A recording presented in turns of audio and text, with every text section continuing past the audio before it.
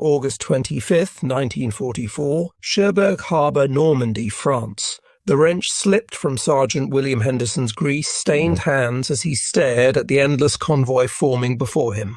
The British said these trucks would fail. They said the design was flawed, underpowered, worthless for modern warfare. Now Henderson watched as 6,000 of them prepared to attempt the impossible to supply General Patton's racing Third Army across 400 m of devastated French countryside. The letters GMC stamped on the hood stood for General Motors Corporation.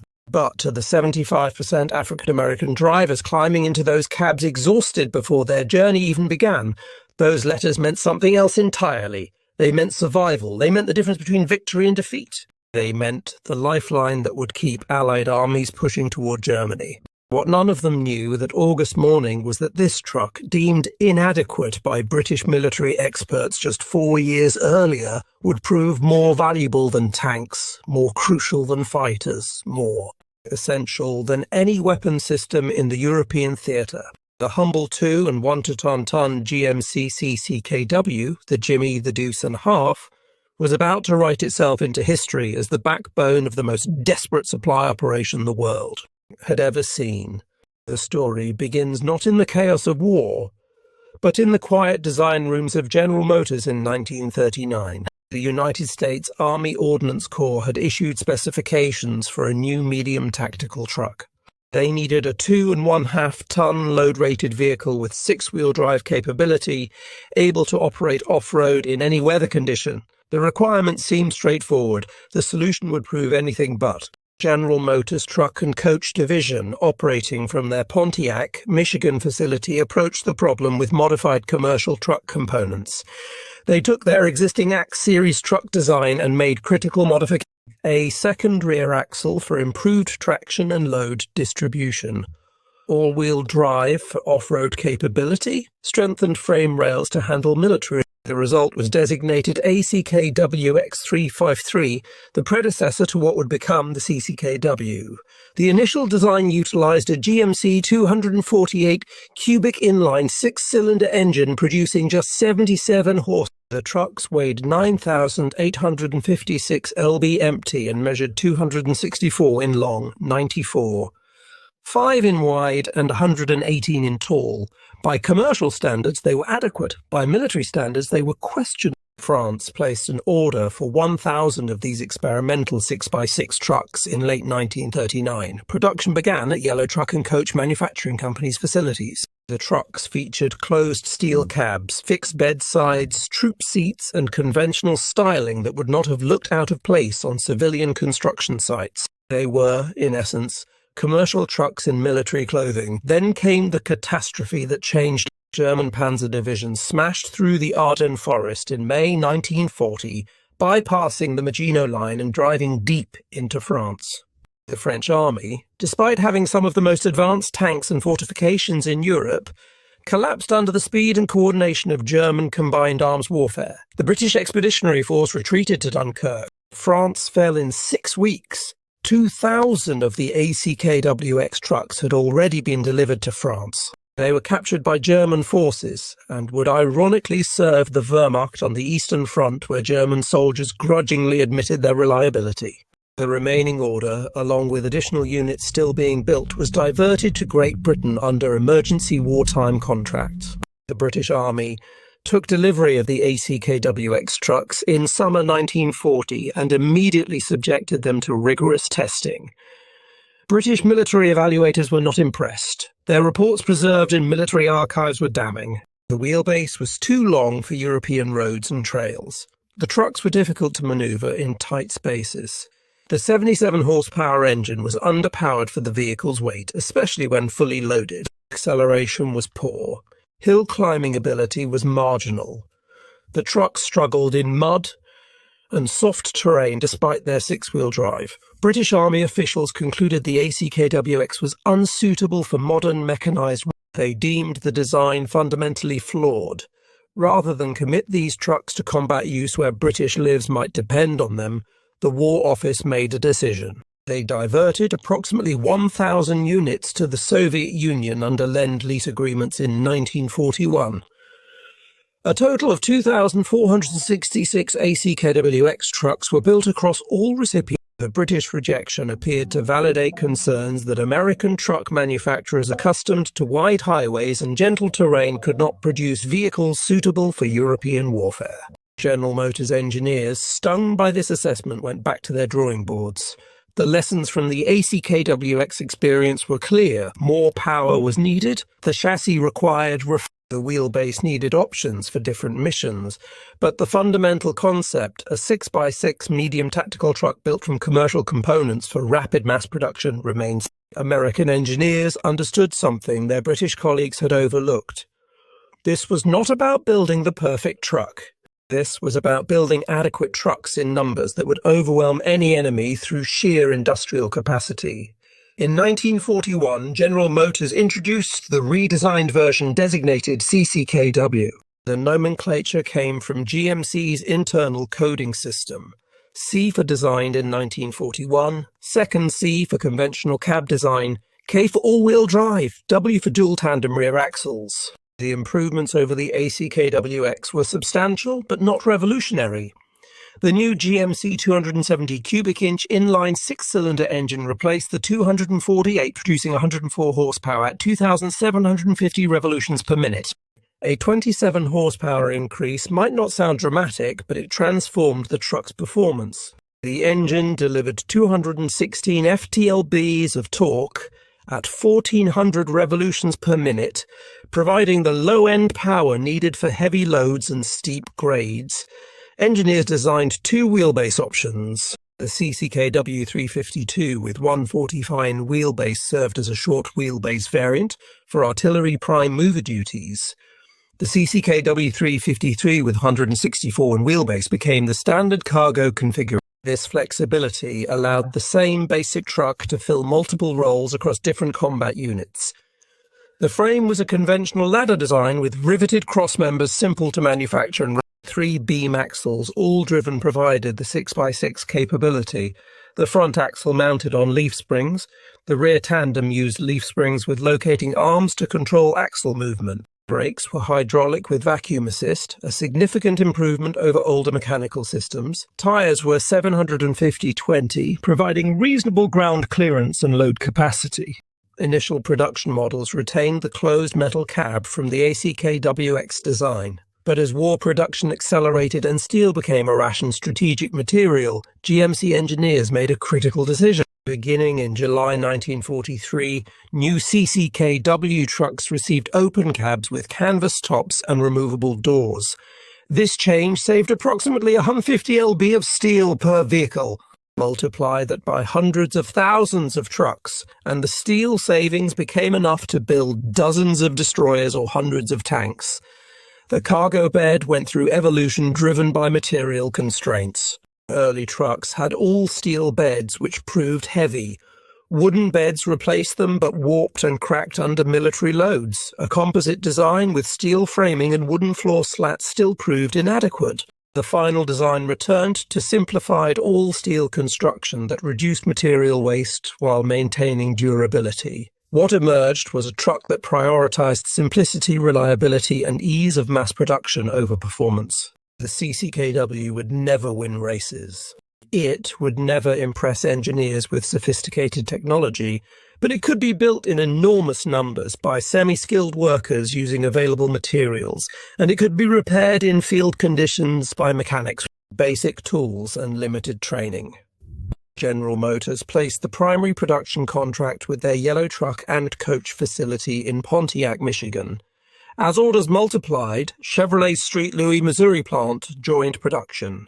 At peak output, these two facilities were completing one CCKW truck every 7 minutes, 24 hours per day, 7 days per week. The assembly lines never stopped. The manufacturing process itself represented American industrial might.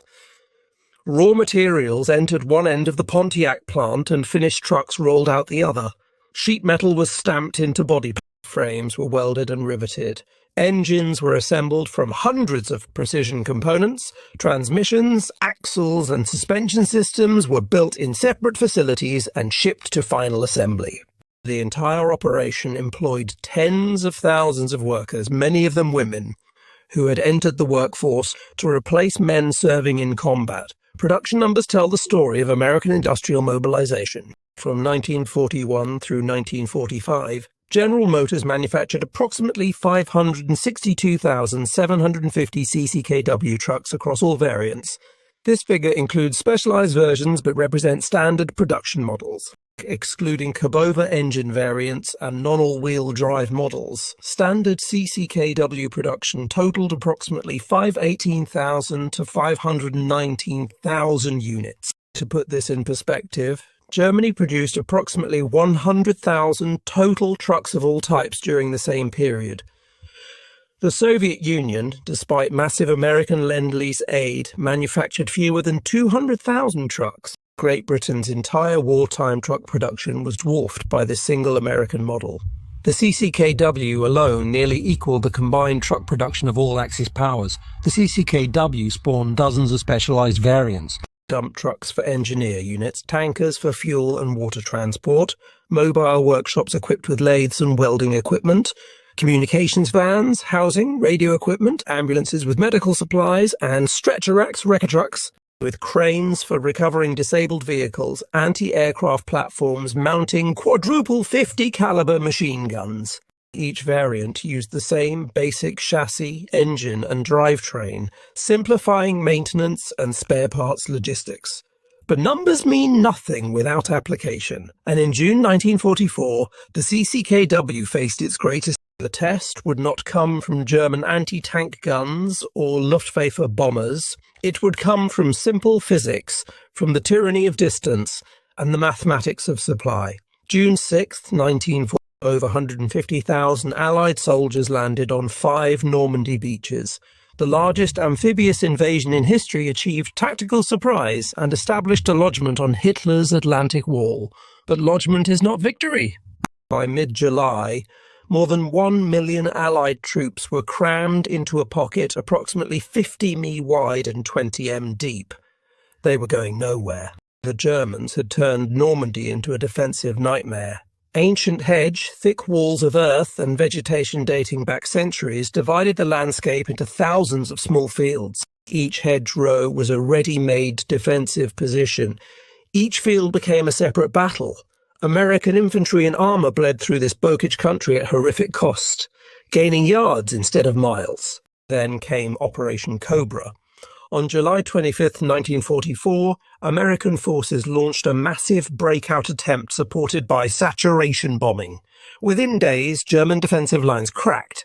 American armoured divisions poured through the. By early August, General George Patton's Third Army was racing across open French countryside, covering 50, 60, sometimes 80 m per day. The advance threatened to trap and destroy entire German armies. But Patton's tankers soon faced an enemy more dangerous than any panzer division.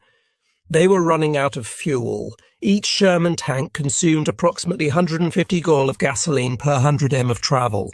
An armoured division with approximately 250 tanks burned through massive quantities during rapid advance. Add trucks, jeeps and other vehicles, and fuel consumption reached staggering levels. Patton commanded multiple divisions spread across hundreds of miles of front. His fuel requirements alone exceeded 400,000 gallons daily. First Army needed similar amounts. British and Canadian forces required their own supply line. Total Allied fuel consumption in early August 1944 exceeded 3 million gallons per day. The Allies had planned for rapid advance. They had prepared supply depots and established logistics networks, but nobody had anticipated breakthrough this dramatic. Within 2 weeks of the Cobra breakout, American spearheads were 200 m from the Normandy beaches. Within a month, lead elements approached 350 mi from their supply bases.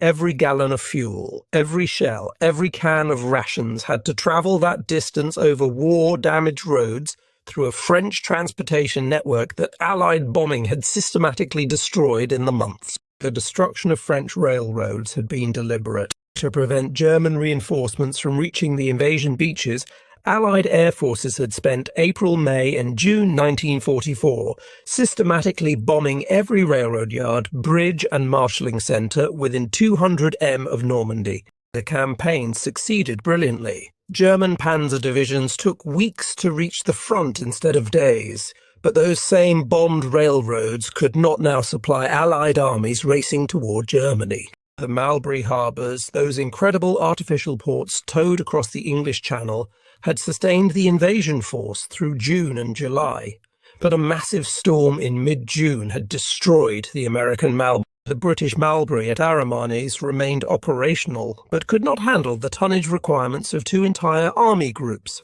Cherbourg had been captured, but its port facilities were so thoroughly demolished by German engineers that restoration would take months. In late August 1944, American commanders faced catastrophe. Patton's tanks were running dry 300M from their supply bases. First Army was rationing ammunition. Combat effectiveness hung by a thread. Without immediate massive resupply, the Allied advance would stall. German forces would gain time to consolidate new defensive lines. The opportunity to end the war in 1944 would be lost. On August 21, 1944, American logistics officers held an emergency planning conference. 36 hours of non-stop meetings produced a solution so desperate, so audacious, that it could only have been conceived by Americans raised on transcontinental highways and massive trucking networks. They would create a dedicated express convoy system, similar to priority freight trains. Every available truck would be pressed into continuous service. 2 one-way routes would be established from Normandy to forward supply points. All civilian traffic would be banned. Military police would control every intersection to ensure convoys never stopped. The plan required more trucks than any single command possessed. Within hours, logistics officers began stripping trucks from every non-critical unit in the European theatre. Artillery battalions gave up their prime movers. Engineer units surrendered construction equipment haulers. Medical companies released ambulances. Infantry divisions lost their organic transportation. Every truck capable of rolling became part of the operation. The primary vehicle was the GMC CCKW. By August 1944, tens of thousands of these trucks had been shipped to Europe. They sat in motor pools, parked at supply depots, scattered across the rear areas. Now they were marshalled for the greatest truck convoy in history. 6,000 vehicles were assembled. Later that number would peak at nearly 6,000 trucks actually on the road simultaneously. But trucks need drivers. And here American racism created both crisis and opportunity. The United States Army in 1944 remained strictly segregated. African American soldiers served in separate units under predominantly white officers. Military policy based on racist assumptions held that black soldiers lacked the intelligence and courage for combat roles. Therefore, African Americans were assigned primarily to service units, quartermaster companies, port battalions, transportation units, truck drivers. In August 1944, the European theatre contained approximately 210,000 African American soldiers. Nearly half, about 93,000, served in the Quartermaster Corps. When the call went out for truck drivers, these men answered not because they wanted to drive trucks for 60 hours straight, not because they enjoyed being segregated and discriminated against while fighting for freedom abroad. They answered because their country needed them, because combat troops depended on them, because African American soldiers understood that serving with distinction advanced the cause of civil rights at home. 17,000 African American soldiers became Red Ball Express drivers. 3,000 additional white soldiers joined them, though in practice the operation remained largely segregated with black and white units running separate convoys. The drivers ranged in age from 18 to 40, though most were under 24. Many had never driven a truck before military service. Some came from urban areas where nobody owned cars. They received hasty training, sometimes just days, before being declared qualified to drive 2 and 1/2-ton military trucks loaded with 5 tons of cargo through combat zones. The African American soldiers who became Red Ball Express drivers came from every corner of the United States. Farm boys from Mississippi who had driven tractors but never trucks. Factory workers from Detroit who knew assembly lines but not military logistics. College students whose educations were interrupted by the draft. Sharecrow sons seeking better opportunities than the Jim Crow South offered.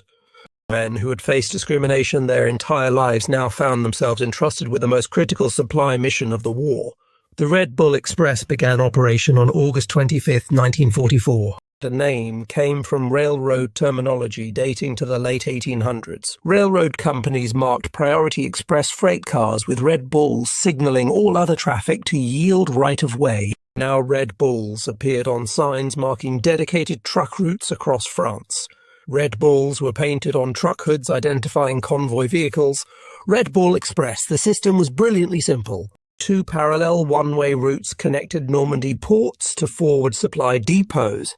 The northern route carried loaded trucks toward the front. The southern route returned empty trucks to Normandy, often carrying German prisoners westward as backhaul cargo. Total route length eventually stretched nearly 400 m as the front moved east. Convoys officially consisted of at least 5 trucks with jeep escorts front and rear. Trucks were ordered to maintain 60-yard intervals and 25 mph maximum speed. In reality, individual trucks often departed as soon as they were loaded without waiting for convoy formation. Speed limits became suggestions rather than rules. Drivers removed or disabled engine governors, pushing the CCKW trucks well past their designed 56 mph maximum. Some veterans reported speeds exceeding 60 mph, a terrifying velocity in a 2 ton truck with 1940s suspension and brakes. The 793rd Military Police Battalion provided route security and traffic control. MPs manned every major intersection, ensuring Red Bull convoys never stopped for cross-traffic. They directed lost drivers, reported accidents, and fought a losing battle against speed limit violations. Some MPs took to riding with convoys when their jeeps proved too slow to keep up with speeding trucks. Each round trip took approximately 54 hours as the front moved farther east. 2-man driver teams shared duties, though in practice both men often stayed awake for entire runs. The trucks carried everything forward: 5-gallon jerry cans of gasoline, ammunition in wooden crates, food rations in cardboard boxes, medical supplies, spare parts mailed from home, and occasionally unofficial cargo including black market items and personal packages. Loading operations at Cherbourg and other Normandy ports ran 24 hours daily. Steaders, many of them also African-American, worked with brutal efficiency. A CCKW could be loaded with 5 tons of cargo in under 10 minutes. Drivers signed for their loads, received route instructions, and rolled toward the front. No rest stops, no delays. Keep them rolling. The journey itself was an ordeal that would break modern safety regulations in 100 ways. Drivers operated in blackout conditions at night using tiny cat-eye blackout lights that provided almost no illumination. They navigated by memory by following the truck ahead by sheer instinct. Roads were often cratered from bombing or shelling. Bridges were damaged, detours were unmarked. Getting lost meant burning precious fuel and delaying critical supplies. German air attacks, though increasingly rare by late summer 1944, remained a threat. The Luftwaffe could still mount occasional raids, and a convoy of trucks made a tempting target. Drivers learned to watch the sky, to listen for the distinctive sound of German engines, to scatter off roads when air raid warnings sounded. Some trucks mounted 50 caliber machine guns on ring mounts above the passenger seat. These provided reassurance more than effective defense. Landmines posed a constant danger. German forces planted mines in road shoulders and likely parking areas. Some were sophisticated triggered devices. Others were crude, buried shells or captured munitions wired to detonate under vehicle weight. Red Bull drivers learned to stay on pavement, to park only in cleared areas, to watch for disturbed earth or suspicious objects. Fatigue was the greatest enemy. Men pushed themselves past human limits sustained by coffee and determination. Some drivers took benzodrine tablets, amphetamines issued by medical officers to combat exhaustion, though this practice was officially discouraged. The drugs kept men awake but impaired judgment, leading to accidents. Many drivers relied instead on strong coffee, cigarettes, and sheer willpower to stay alert during marathon runs. Accidents became common. Trucks collided, overturned, or crashed into obstacles. Drivers fell asleep at the wheel despite their best efforts. Vehicles ran off roads in darkness. Some accidents proved fatal. The army assigned relief drivers to ride in passenger seats, taking over when primary drivers could no longer function safely. Even so, exhaustion took its toll. The trucks themselves suffered terribly. The CCKW was designed for military use, but continuous operation without proper maintenance exceeded any design specification. Engines overheated in summer heat while hauling maximum loads at high speed. Transmissions failed under abuse. Clutches burned out. Brakes wore through pads in days instead of months. Tyres subjected to overloading and high speeds on rough roads failed with alarming frequency. Maintenance was performed under impossible conditions. Mechanics worked beside roads in fields under tarps strung between trucks. They had basic tools and whatever spare parts could be scred. Any repairs were field expedient, good enough to get the truck moving again, not proper rebuilds. Oil changes were skipped, scheduled maintenance was ignored. Everything was sacrificed to keep trucks running. Mechanics became masters of improvisation. They fashioned gaskets from scavenged materials. They bypassed broken components with jewelry-rigged solutions. They cannibalized parts from one truck to repair another. The CCKW's simple design made this possible. A mechanic with basic skills could diagnose problems, identify needed parts, and perform repairs using whatever materials were available. This adaptability, born of desperate necessity, proved one of the truck's greatest strengths. By late August, broken trucks littered the Red Ball routes. Some estimates suggest over 80 vehicles were simply abandoned when they could not be quickly repaired. Drivers took what parts they could carry and hitched rides on passing convoys. Wrecker trucks worked continuously to recover disabled vehicles, but often they too broke down under the strain. At one point, nearly 30% of Red Bull trucks had significant mechanical problems that should have removed them from service, but they kept rolling anyway because the alternative was unthinkable. Yet, the operation succeeded beyond all projections. Within 5 days of starting, the Red Bull Express hit peak capacity. On August 29, 1944, 132 truck companies operating 5,958 vehicles delivered 12,342 tons of supplies to forward depots. This single-day performance, the numbers continued to climb. Daily deliveries averaged between 10,000 and 12,500 tons. 900 trucks were on the road at any given moment. Over 82 days of operation, Red Bull Express drivers hauled 493 tons of supplies across France. They drove 121 million ton miles, a figure representing the tonnage multiplied by distance. They kept multiple army groups supplied during the most rapid advance in military history. Private James Rookard of the 514th Quartermaster Regiment later recalled the experience. We hauled anything General Patton needed. Gasoline, ammunition, food, medical supplies. We took it all the way to the front lines, back and forth, back and forth. Some drivers ran into. My company was lucky, but there was shooting all around us. We had to watch for V1 buzz bombs. They would fly over and then drop like regular bombs. My worst memories were seeing trucks get blown up and being afraid I might get killed. But when General Patton said, "Be there!" you were there, even if you had to drive all day and all night. Rookard's testimony captured the reality of Red Bull operations. The constant fear, the exhaustion that made every mile feel like 10, the pride in knowing their work mattered, the determination to get through no matter. His company made the run from Cherbourg to Forward Depot dozens of times during the operation's 82 days. They lost trucks to accidents, mechanical failures and occasional enemy action, but they never failed to deliver their cargo. Corporal Washington Rector of the 39 6th Quartermaster Truck Company described the racial dynamics. You accepted discrimination. We were warned not to fraternize with whites for fear problems would arise. Some white drivers would try to prevent black drivers from passing their convoys, creating dangerous road conditions. But most white combat troops appreciated us. They knew we were risking our lives to get them what they needed. Rector's account revealed the complex racial tensions that existed within the Red Bull Express itself.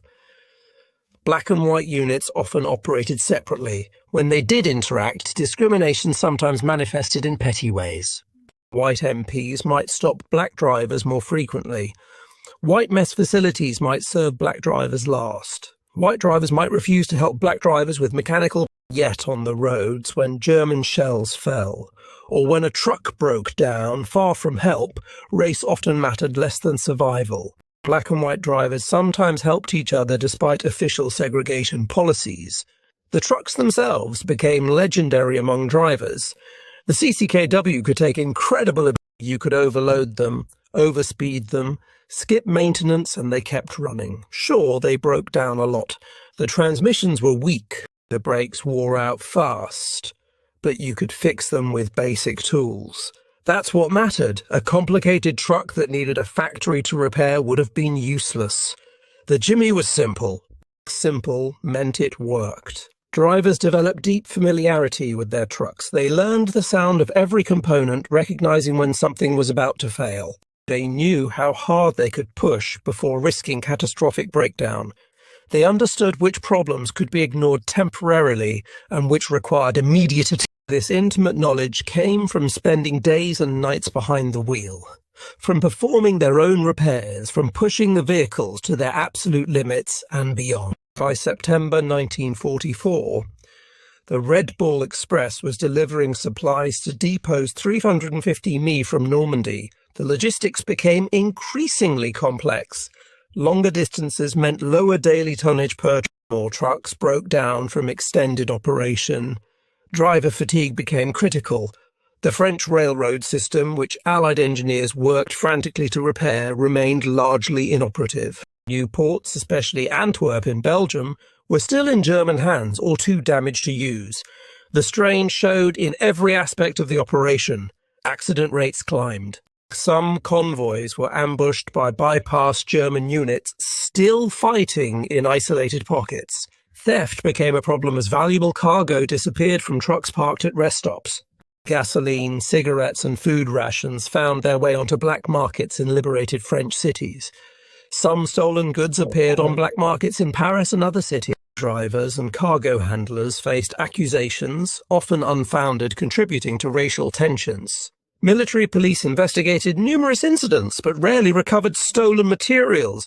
Yet, the trucks kept rolling because the alternative was General Patton's Third Army, the spearhead of the Allied advance, consumed supplies faster than any military formation in history. His tankers were engaged in nearly continuous combat, expending ammunition at rates that shocked supply officers. Each tank engagement could burn through a full combat load, requiring immediate Patton's aggressive tactics generated results, destroyed German divisions and captured territory, but only because the Red Bull Express kept his forces fueled and armed. Patton himself recognized the operation's importance.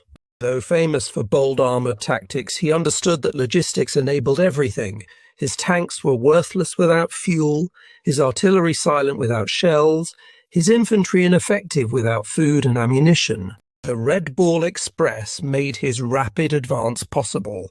Without it, Third Army would have ground to a halt within weeks of the breakout, giving German forces time to establish new defensive lines that might have prolonged the war for months. Or General Dwight Eisenhower, Supreme Allied Commander, recognized the operation's importance. In an October message to Red Bull Express personnel, he wrote, "To you drivers and mechanics and your officers who keep the Red Bull vehicles constantly moving, I wish to express my deep appreciation. You are doing an excellent job." Eisenhower understood military logistics better than most commanders. His experience planning Operation Torch in North Africa had taught him that supply determined what operations were possible. No amount of tactical brilliance could overcome logistical failure. The Red Bull Express represented logistics at its most basic and essential. Trucks, drivers, roads. Nothing sophisticated, nothing glamorous, but absolutely vital. Eisenhower's public recognition of the driver's contribution was unusual for the era and reflected his genuine appreciation for unglamorous but critical work. The contrast with German logistics was stark and telling. The Wehrmacht, despite its reputation as a modern mechanized force, relied heavily on horse-drawn transport. Germany employed more than 8 million horses during World War II to move supplies and equipment. German truck production was limited by steel shortages, fuel constraints, and manufacturing capacity devoted to weapons. When German mechanized units advanced, they frequently outran their logistics, a problem that contributed to defeats in Russia and North Africa. German forces in France in 1944 faced logistical nightmare. Allied air superiority made daylight movement nearly impossible. French resistance sabotaged rail lines and ambushed supply convoys. The Wehrmacht's horse-drawn supply system, adequate for set-piece defensive operations, could not support. German units often fought with ammunition shortages, inadequate food supplies, and chronic fuel deficiencies. Captured German soldiers told interrogators that American logistic superiority was as demoralizing as American. By mid-November 1944, the strategic situation had changed sufficiently to allow the Red Bull Express to stand down. Antwerp's port facilities were finally cleared of German demolitions and opened to Allied shipping. The shorter supply line from Antwerp to the front reduced trucking distances dramatically. French railroads, repaired by American and British engineers, began operating on limited schedules. Portable gasoline pipelines laid across France started delivering fuel directly to forward depots. On November 16, 1944, the Red Bull Express officially ended operations after 82 days. The drivers, many of them more exhausted than they had ever been in their lives, returned to their original units. Some continued in other supply operations. Others transferred to combat roles as the army, desperate for infantry replacements, began accepting African-American volunteers for frontline service. The final statistics told a story of achievement that military planners still study. 493 tons delivered, 6,000 trucks at peak operation, 23,000 drivers and support personnel, 75% African-American, average 900 vehicles on the road simultaneously. Distances covered up to 400 miles one way, operating continuously for 82 days without pause. But the real story was the truck. The GMC CCKW, dismissed by British experts as inadequate, proved itself the most valuable tactical vehicle of World War II. Its simplicity, the very characteristic that made it seem inferior, was its greatest strength. Drivers could repair CCKWs with basic tools. Mechanics could keep them running with improvised parts.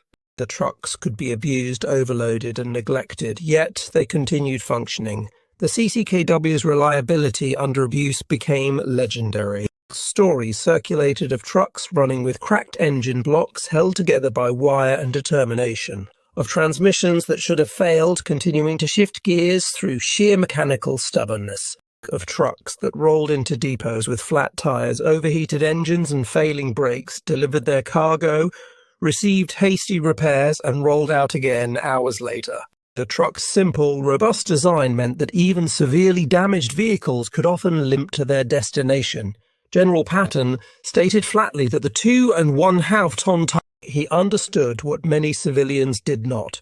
Without supply, armies become mobs. Tanks without fuel or sculpture, rifles without ammunition are clubs. The most advanced weapons are useless if they cannot be sustained. The humble CCKW truck made modern mechanized warfare possible by solving the unglamorous problem of moving supplies. Colonel John Eisenhower, the Supreme Commander's son and himself a veteran logistics officer, wrote after the war that without the Red Bull truck drivers, the advance across France could not have been made. The trucks, specifically the GMC CCKW, enabled American forces to maintain momentum when any pause would have allowed German defences to solidify.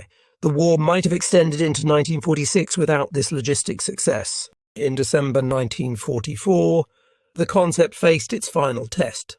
German forces launched Operation Watch on the Rhine, the Ardennes Offensive, commonly known as the Battle of the Bulge. Hitler's last major offensive in the West caught American forces by surprise, creating a dangerous bulge in Allied lines.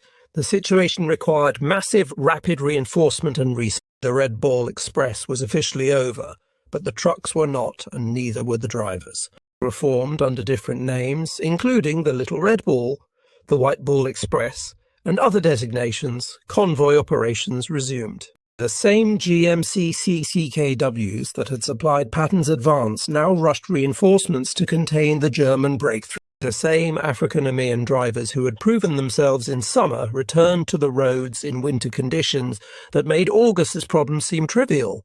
Snow and ice covered French and Belgian roads. Blackout driving became even more dangerous. German air attacks increased as the Luftwaffe threw its reserves into supporting the offensive, yet the trucks rolled. Ammunition reached besieged American units. Fuel kept tanks and trucks mobile. Reinforcements arrived to seal the Bulge's shoulder. The Battle of the Bulge was won by combat troops in desperate fights, but it was sustained by truck drivers who kept supply lines open in the worst winter weather Europe had seen in decades. Winter operations revealed new challenges. Engines froze overnight and had to be thawed before starting. Ice on roads made speed limits meaningless as trucks slid regardless of driver skill. Snow drifts blocked routes, requiring hours of digging to clear passage. Frostbite became a constant danger for drivers in open cab trucks with minimal heat.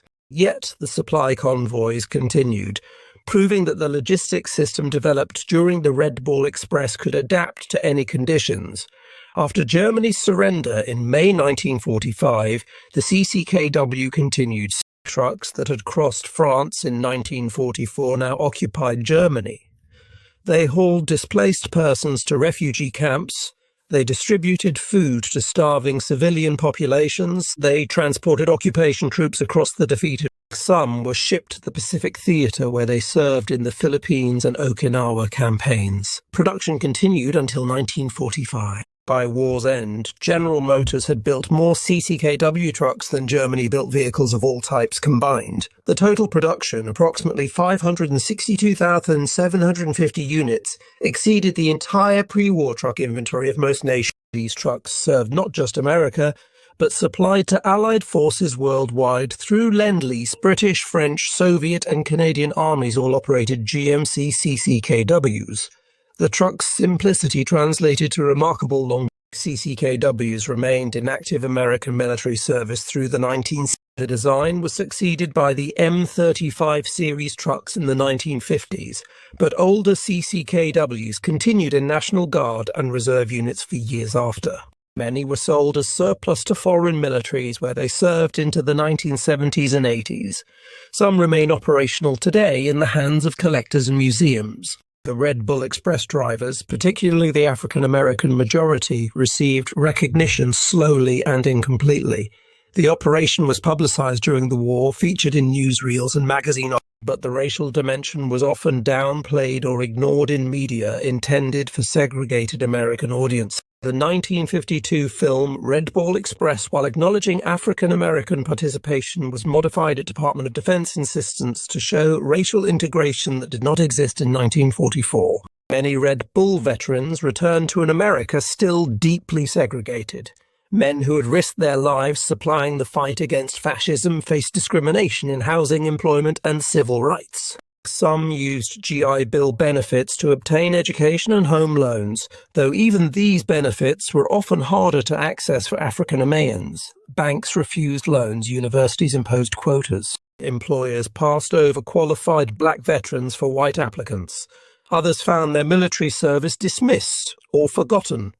But the story endured. In the 1980s and 90s, historians began fuller accounting of Red Bull Express operations. Veteran testimonies were recorded and preserved. Museums created exhibits documenting the convoy system and the soldiers who made it work. The National World War II Museum in New Orleans features extensive Red Bull Express materials, including restored GMC CCKW trucks and personal accounts from drivers. James Ruckert, who served with the 514th Quartermaster Regiment, told reporters years later, "I'm proud I served. We were young. We were scared, but we did what needed doing." A lot of white folks didn't think black soldiers could handle responsibility. We proved them wrong. Every supply run that reached the front line on time, that was us proving we deserved respect. That was us fighting for freedom, foreign. Ruckert's words captured the double consciousness of African-American World War II veterans. They fought for American victory while knowing America denied them full citizenship. They risked their lives for a nation that segregated them, discriminated against them, and often refused to recognize their contributions. Yet they served with distinction, understanding that their performance under fire advanced the broader struggle for civil rights. The Red Bull Express became one more chapter in the long story of African Americans proving their worth to a skeptical nation. The technical lessons from Red Bull Express operations influenced American military logistics for decades. The concept of continuous supply convoys, dedicated routes with priority traffic control, and massive trucking operations became standard doctrine. During the Korean War, similar convoying systems supplied United Nations forces in Vietnam. Despite different terrain and tactical situations, truck convoys remained crucial to American army. Modern military logistics still studies Red Ball Express planning and execution. The GMC CCKW design influenced post-war truck development globally. Its 6x6 configuration became standard for military medium tactical trucks. The concept of using mass-reduced, easily maintained vehicles rather than specialized military designs became accepted practice. Countries around the world copied or adapted CCKW features in their own military truck programs. Soviet designers who received thousands of CCKWs through Lend-Lease studied the trucks carefully. Post-war Soviet military trucks, including the Zail series, showed clear CCKW influence in layout and capability. The Soviets understood that the CCKW's greatest feature was not any single technical specification, but the entire package of adequate performance, simple maintenance, and massive availability. Modern military vehicles are far more sophisticated than the CCKW. They have computers, automatic transmissions, central tire inflation systems, and armor protection. But they still face the same fundamental challenge: how to move supplies reliably under combat conditions while remaining simple enough for field maintenance. Every military truck designer since 1945 has worked in the shadow of the CCKW, trying to match its combination of capability and simplicity. The CCKW proved that excellence in military equipment is not always about having the best specifications. The British were correct that the ACKWX was underpowered and had handling limitations, but they were wrong about what mattered. In total war, adequate vehicles produced in overwhelming numbers defeat superior vehicles produced in limited quantities. Trucks that mechanics can repair with basic tools outperform trucks that need specialized equipment and factory support. Simplicity is its own form of sophistication. The British Army, which rejected the ACKWX in 1940, eventually operated thousands of CCKWs supplied through Lend-Lease. British drivers came to appreciate the same characteristics their evaluators had criticized. The long wheelbase that seemed awkward on narrow European roads provided excellent stability for heavy loads. The engine that seemed underpowered proved adequately strong and remarkably reliable. The simple design meant British mechanics trained on complex vehicles requiring precision maintenance could keep CCKWs running with whatever tools and parts were available. A British transport officer wrote in his after-action report that the American trucks, initially dismissed as crude, proved superior in sustained operations to British vehicles that required more sophistication. The CCKW's ability to continue functioning despite neglect and abuse made it ideal for the chaos of combat logistics. British units learned to prefer CCKWs over their own trucks for long hauls under difficult conditions. The story of the GMC, CCKW, and the Red Ball Express is ultimately a story about what wins wars. Not the most advanced technology, not the most impressive specifications, not the vehicles that look best in promotional photographs or official demonstrations. What wins wars is reliable equipment produced in quantities that overwhelm the enemy, operated by determined people who understand their mission matters. The CCKW was not the best truck of World War II. It was adequate, but adequate trucks by the hundreds of thousands, driven by drivers willing to work until they collapsed, supplied the most successful military campaign in history. The humble 2 and 1 ton truck, dismissed as worthless by British experts in 1940, became the lifeline that sustained Allied armies from Normandy to the Elbe River.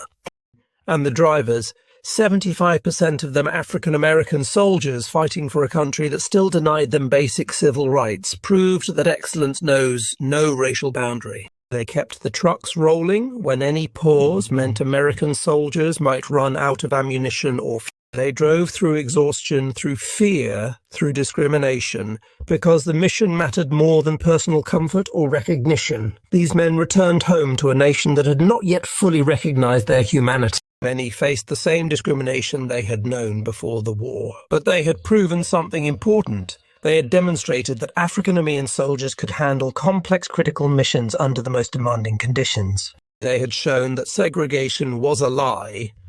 That ability and determination had nothing to do with skin colour. The Red Bull Express became part of the evidence that would eventually help dismantle Jim Crow segregation in the decades after the war. On August 25, 1944, Sergeant William Henderson finished tightening the last bolt on a CCKW engine and watched the truck roll out to join the convoy. The British said these trucks were worthless. Henderson knew better.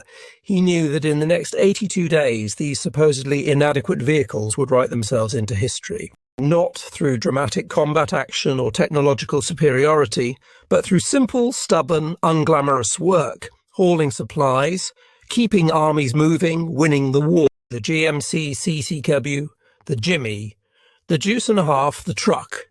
The British rejected the vehicle that became America's secret weapon, the lifeline of the Red Bull Express. Proof that sometimes the most valuable things are the simplest ones, operated by people determined to get the job done, no matter thanks.